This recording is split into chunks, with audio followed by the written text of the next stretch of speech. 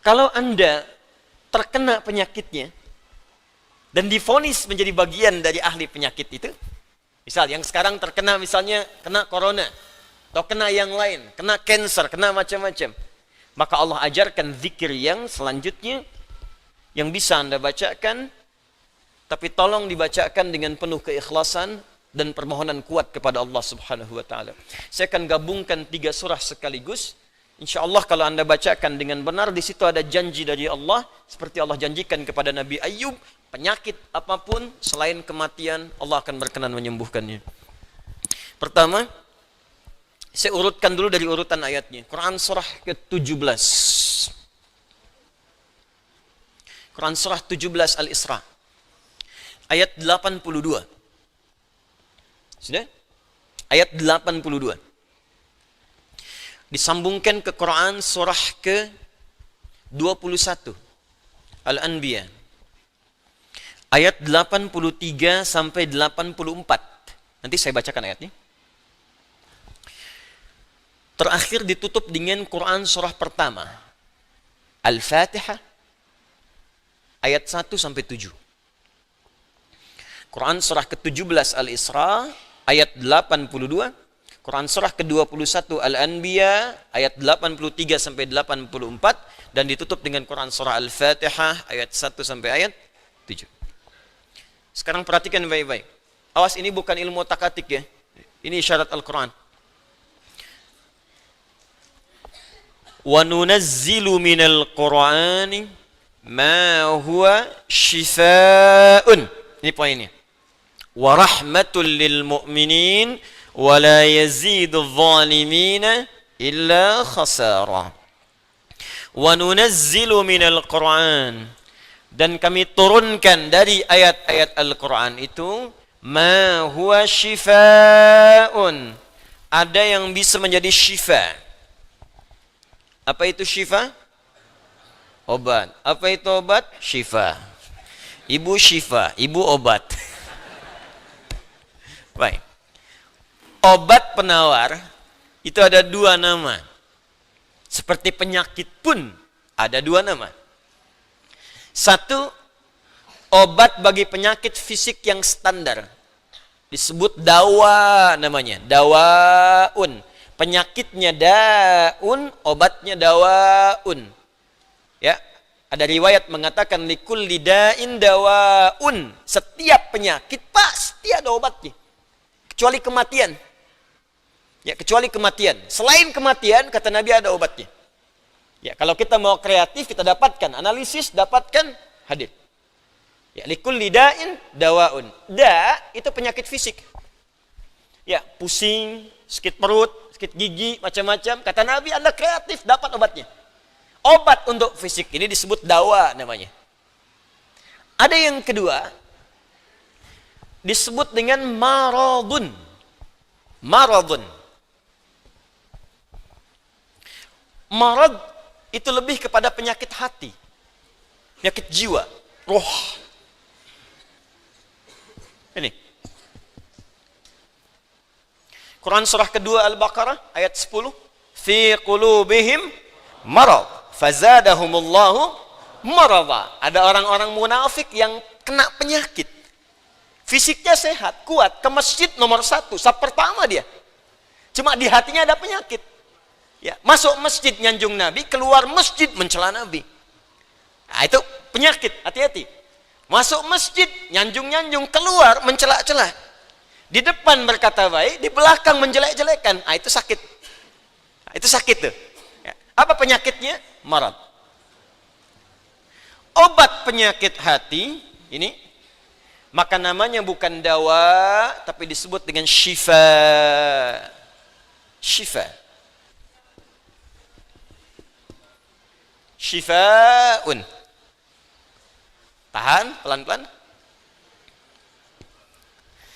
Jikalau ada orang iri hati, orang dengki, mohon maaf, orang terkena penyakit hati yang lainnya, maka obatnya tidak akan pernah ditemukan di apotek atau di rumah sakit tertentu. Silahkan Anda datang ke Kimia Farma, datang ke apotek-apotek yang Anda dapatkan di sekitaran, Century dan sebagainya. tanyakan, ada nggak obat penyakit hati? Ada nggak obat iri hati? Ada nggak obat dengki? Nggak akan ditemukan. Kenapa? Karena mereka khusus menangani penyakit-penyakit fisikal, disebut dengan daun. Tapi kalau syifa, maka ini erat kaitannya dengan penyakit yang pertama ini, penyakit hati. Di mana ditemukannya? Kata Allah, wa nunazzilu minal Qur'an. Solusinya ada dalam Al-Quran. Maka nanti Allah turunkan beberapa amalan-amalan yang saat dikerjakan amalan itu bisa menghikis, menyembuhkan, bahkan menghilangkan penyakit-penyakit hati. Cari ayatnya. Maka Anda akan temukan kalimat-kalimat dalam Al-Quran, ayat-ayat bimbingan. Ini obat untuk menghilangkan malas. Ini obat untuk menghilangkan iri hati. Bahkan ini mencegah penyakit dengki. Kalau ada orang sekitaran dengki dengan kita, bacakan ayat ini. Turun surah Al-Falaq.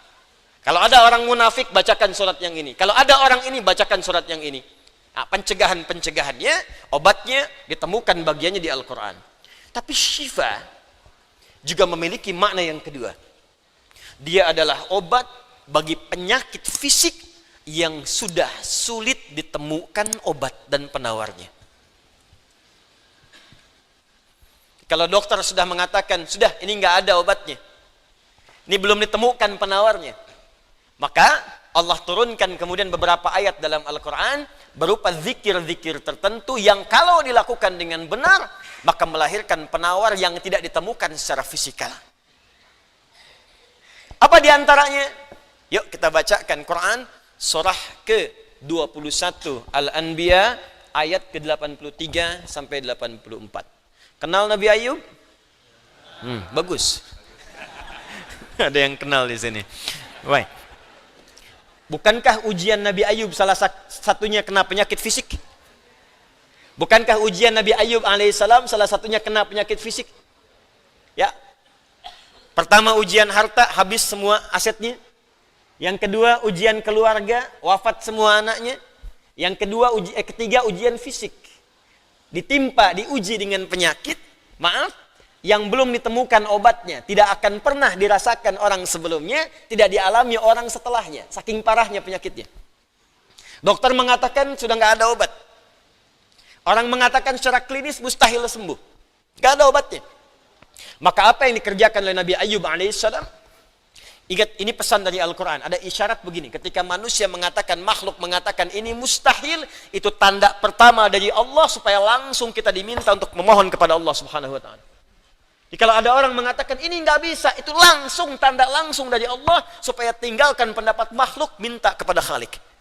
Itu poinnya. Makanya seringkali ujian penyakit itu diantaranya mendorong kita untuk mendekat kepada Allah. Jadi kalau Anda diberikan penyakit sampai parah, nggak menyebut nama Allah juga, perlu dikasih apa lagi supaya ingat sama Allah? Jadi kalau diberikan yang paling parah, nggak sempat menyebut nama Allah juga, Anda perlu dikasih apa lagi? Karena itu seringkali ujian itu, kata Nabi, jika Allah mencintai seorang hamba, diberikan ujian supaya dekat dengan Allah. Innallaha idza ahabba 'abdan ibtala. Allah itu kalau sudah cinta dengan seorang hamba, diberikan ujian supaya ingat, nyebut. Mungkin sebentar lagi wafat, sebut nama Allah, dekatkan diri dengan Allah. Makanya, maaf ya, nikmat kesehatan itu berharga ketika sakit. Ya, syukur nikmat itu datang ketika sakit. Peningkatan ibadah hadir ketika sakit. Begitu diuji, ingat Allah. Nah, ini yang dikerjakan Nabi Ayub alaihissalam. Begitu penyakitnya sudah mulai mengganggu beliau ibadah, maka perhatikan zikirnya. Amalkan ini, bacakan dengan penuh ketulusan. Wa ayyuba, dan kami buka kisah Ayub alaihi salam. Idh nada rabbahu anni massani yadurru wa anta arhamur rahimin. Ini zikirnya.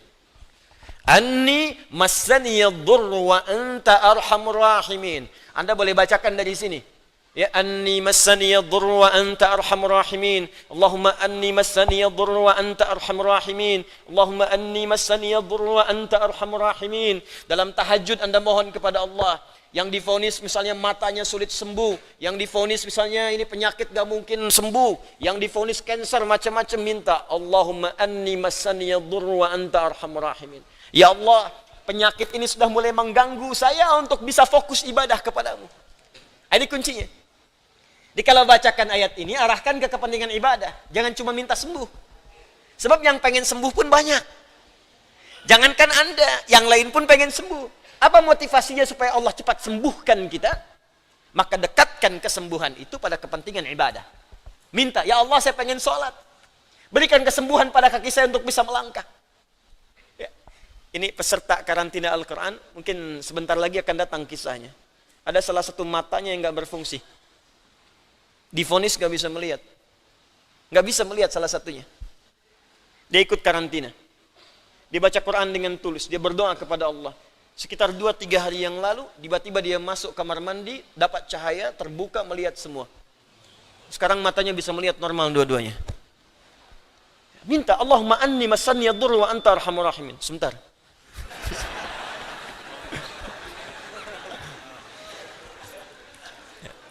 Ya Allah, ini penyakit sudah mulai mengganggu saya untuk ibadah. Saya pengen ke masjid ya Allah. Saya pengen Jumatan. Saya pengen jamaah ya Allah. Cuman karena ini saya nggak bisa lagi jamaah. Bukankah engkau menyukai hambamu yang jamaah ya Allah? Bukankah engkau menyukai hambamu yang sholat bersama ya Allah? Bukankah engkau menyukai zikir ya Allah yang kau dengar setiap waktu ya Allah? Wa anta arhamur rahimin, sedangkan engkau yang paling sayang padaku. Kalau yang paling sayang saja tidak engkau sembuhkan, lantas kepada siapa lagi aku mohon dan meminta?